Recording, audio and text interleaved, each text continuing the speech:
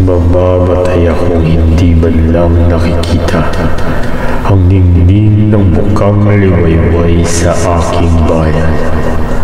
Kayong mga makakakita, salubungin ninyo siya at huwag ninyong kalimutan ang mga tao na lumok sa dilim ng gabi.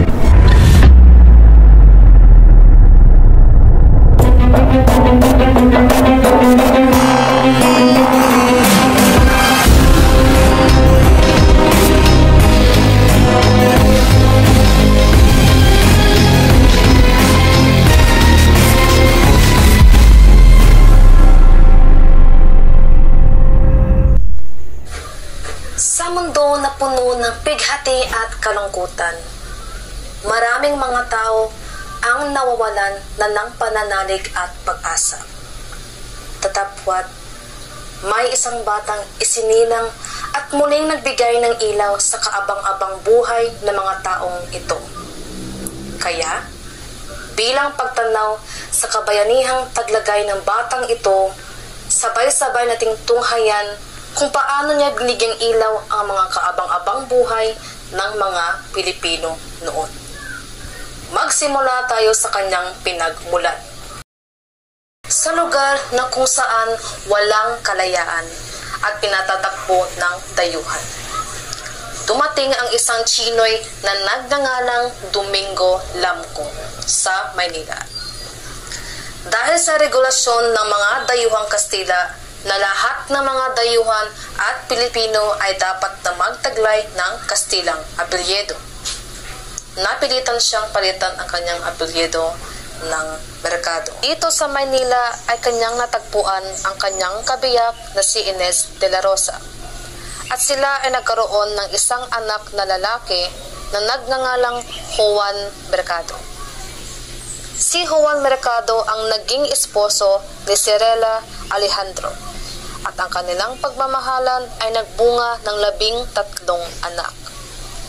Isa na nga rito ay si Francisco Mercado, na siyang bunso sa 13 anak. Si Manuel de Quintos ang naging asawa ni Regina Ursua, kung saan sila ay nagkaroon ng anak na babae na nagngangalang Brigida de Quintos. Si Brigida ay nagkaroon ng kabiyak, at ito ay si Lorenzo Alberto Alonzo, na kung saan sila ay biniyayaan ng 2 anak, at isa na rito ay si Teodora Alonso Realonda. Si Francisco at Teodora ay nagkakilala. Niligawan ni Francisco si Teodora at palagi niya itong dinadalaw sa kanilang bahay. Teodora, ngayon matagal na tayong nagkakilala at halos 5 buwan na kitang nililigawan. May nais sana akong sabihin sa iyo. Ano yun, Francisco? Nais ko sana ikaw ay pakasalan at ako'y mamamahikan kasama ang aking ama't ina kung iyong papayagan. Talaga bang gusto mo akong pakasalan? Abay oo, Teodora, ikaw ay aking mahal na tunay. Wala na akong hinihingi pa at ikaw ay makasama sa tuwina.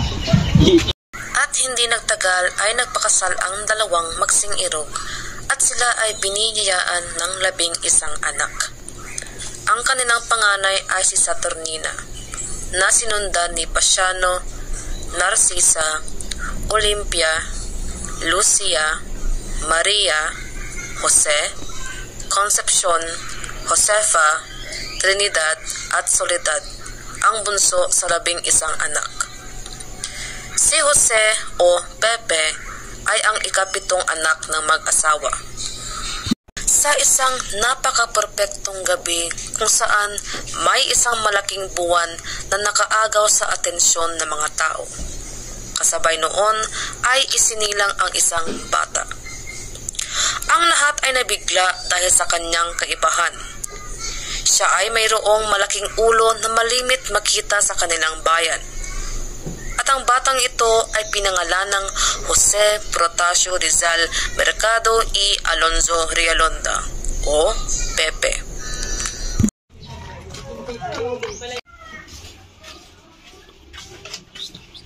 Manang! Tao po! Tao po! Manang! kuan. Si Basilio Crispin. May tao ata. Mga anak na yung asawa ko. Ah, sige. Kukuha lang ako ng mga gamit ko.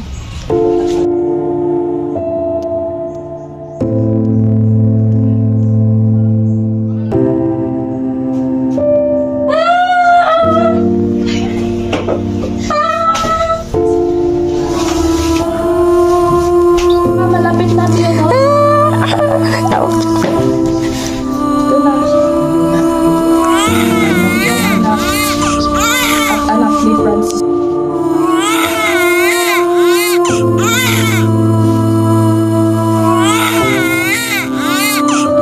Naging mahirap ang kapanganakan ni Teodora kay Pepe dahil na rin sa laki ng ulo ng bata. At muntik na ito ang naging dahilan ng kanyang pagkamatay. Noong ika-22 ng Hunyo sa taong 1861 ay bininyagan ang batang si Pepe.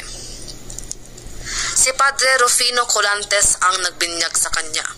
Makalipas ang 3 taon, si Pepe ay 3 taong gulang na. Siya ay tinuruan ni Doña Teodora na bumasa ng alpabetong Tagalog, Espanyol at Ingles. Natuto din siyang magdasal ng kanyang sariling dasal.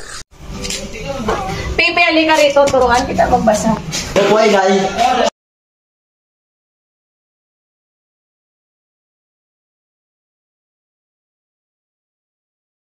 Turuan kita magbasa.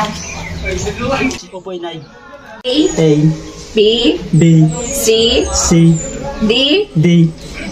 Mahusay, anak. Sadyang napakatalino mo talaga. Okay.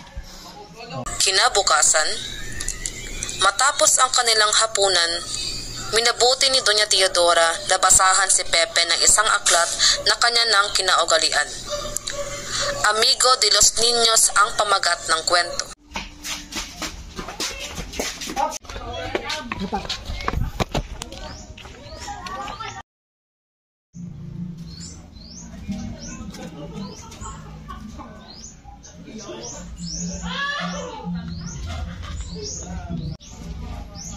Pepe, ikaw ba ay nakikinig?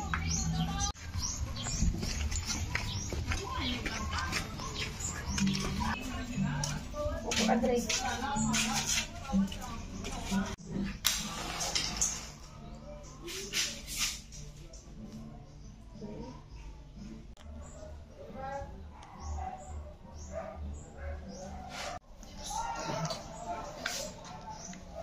Pepe, halika rito.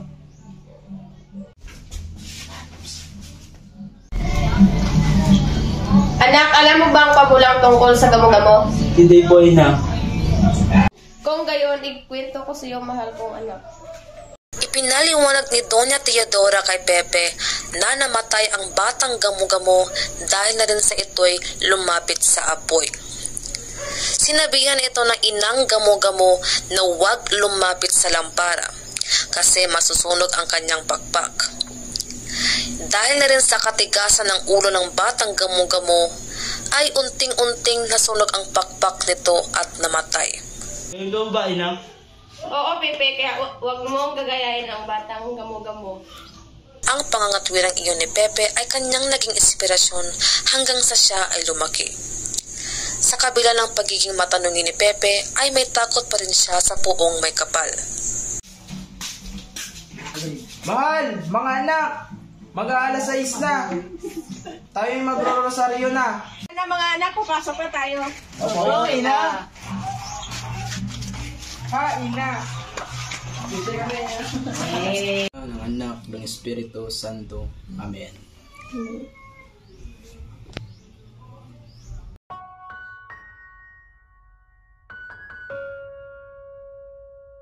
Sa kadahilan ng siya ay may malakas na pananalig sa puong may kapal, noong siya ay 4 na taong gulang, ay namatay ang kanyang pinakamalapit na kapatid na si Concepcion. Kinwestiyon niya ang Panginoon kung bakit ang kanyang kapatid pa ang namatay.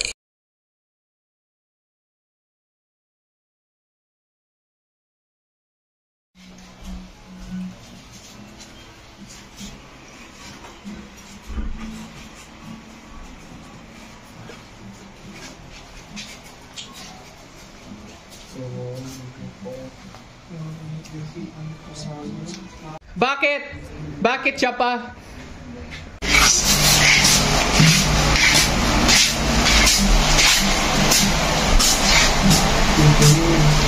Dak, agapin mo na ang mga pangyayari dahil wala na tayong magagawa pa. Tahan na aking anak. Ang insidenteng iyon ay nag-iwan ng malaking pighati sa murang isip at damdamin ni Pepe. Makalipas ang maraming buwan sa taon ding iyon, binigyan si Pepe ng pribadong tagapagturo ng kanyang inang si Doña Teodora. Si Maestro Celestino para sa kanyang pagbasa, pagsulat relihiyon at sa asignaturang matematika. Sumunod si Maestro Lucas Padua para sa pagtuturo sa mga basics ng lengguwaheng Latin at Spanish. At panghuli, si Maestro Leon Monroy na nagtuturo patungkol sa pagpapahalaga ng sining. Mahusay, marunong ka nang bumasa at sumulat at higit pa riyan na paglilisto sa matematika at relihiyon. Sa tingin ko ay wala na akong madagdag pa sa iyong kalaman. Mahilig ka nga sa tunay na sining, kapag-iskultor, pagpipinta, at higit sa lahat, lalo na ang mga tula. Maraming salamat po mga maestro. Ngunit ako po ay nababasa yung kaalaman patungkol sa pagbahing Espanyol at Latin. Nag-alala ka ay huwag mong gawin, sapagkat sa edad mong ito ay ang panahon kung saan ikaw ay mamumukadkad at matututo ng marami. Sa mga araw na lumipas, napagdesisyonan na ni Francisco na kailangan na ni Pepe pumunta sa isang paaralan. Ngayong namatay na si Maestro Monroy. Kaya noong Hunyo 1869, linggo ng hapon, ay pinapunta na si Pepe sa binyan. Kailangan na ng ating anak pumasok sa paralan, mahal. Dahil hindi pwedeng dito na lang siya palagi. Pero alam mo naman na masakit din ang ating anak, mahal. Hayaan mo't masasanay yan at lalakas din. Sa binyan naranasan ni Pepe ang hindi niya naranasan sa kanilang bahay. At ito ang kanyang pinakaayaw sa lahat. Ang tinatawag na corporal punishment o ang pamamalo sa mga estudyanteng may kasalanan o may ginawang hindi tama.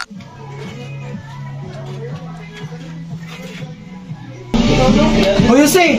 Ay hindi pala! Unggoy! Ako? Onggoy! Ikaw! Bangus! O away! Anong kagagawa nito? Siya po may pasimuno, ama. Ikaw, Pepe, ha? Ang pinakaayaw ni Pepe sa lahat na halos araw-araw na nangyayari sa kanya. Dinagdagan pa ito ni Pedro, ang kanyang pinakamortal na kaaway noon na anak ni Maestro Justiniano.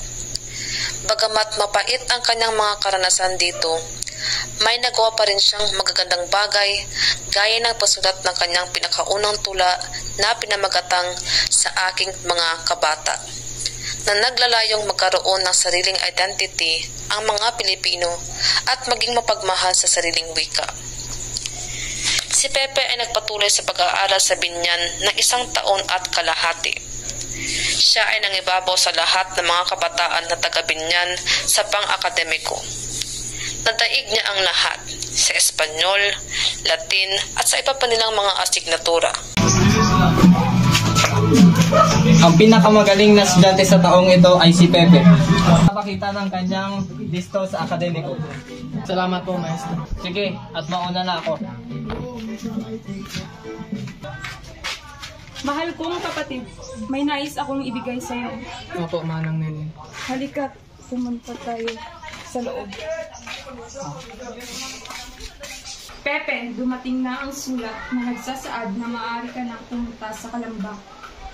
Talaga ba, manang nene? Ako po'y lubos na nagpapasalamat at nagagala. December 17, 1870, araw ng kanyang pag-alis patungong Kalamba. Kumuha siya ng isang bato sa ilog at itinabi ito. Ito ang salimsim ko dito. Hindi na ako babalik sa lugar na to. Inalalayan siya ni Arturo Camps, kaibigan ni Don Francisco.